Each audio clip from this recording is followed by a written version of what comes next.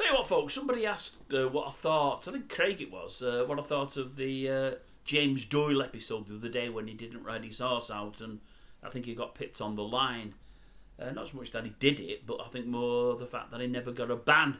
Well, I thought it was awful, it was woeful. More so because of the interview at the end when he just didn't hold his hand up and admit responsibility. He came up with every excuse in the world.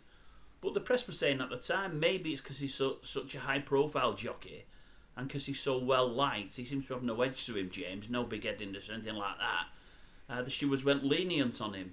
And the whole thing was compounded a day or two later when, was it Callum Shepherd? I think it was Callum Shepherd. Has picked up an 18-day ban for doing similar. Now, Callum's saying, I think he's saying that his horse dead-heated. I'm sure it dead-heated, so it never got beat, as did James's.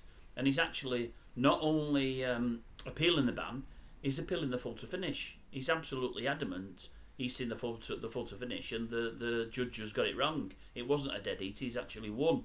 In which case, the thing gets through out the window anyway, because he's not stopped his horse from winning if his horse actually won.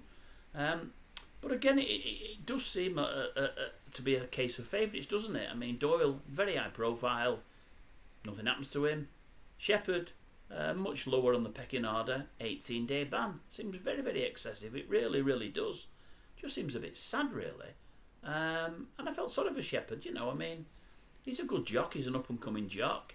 I think he was wrongly treated with ambient friendly, you know, to be jocked off for his last couple of races. I still don't think it's the horse that people did, but I think he would have done every bit as good as Rab Avlin has, and probably even better. I think he's a better jockey myself, but that's only my opinion. But I felt sorry for the boy, I really did. And an 18-day ban, I think it takes him out of two pretty big meetings, and you know, he needs the money. I think it's wrong. Anyway, with a bit of luck, his appeal will be successful, or maybe they'll look at the full to finish, and maybe he has won, in which case it gets thrown out. I do hope so. I don't think it's right that one should be punished and not the other. And I think it is disappointing, as I say, what Doyle has or hasn't said in the interview after the ride. If you've not seen it, folks, I think it was Craig that mentioned it.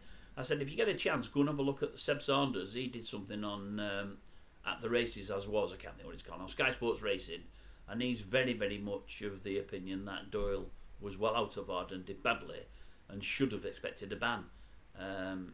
Seb went pretty heavy against him, but it's nice to see, because that's what you want from the pundits. You want them telling you the truth, whether they fall out with them or not. You want the truth, and I think in his own mind, SEB Saunders was very much of the opinion that what Doyle did was wrong, and he's let the punters down, and I couldn't really disagree with that, to be honest with you.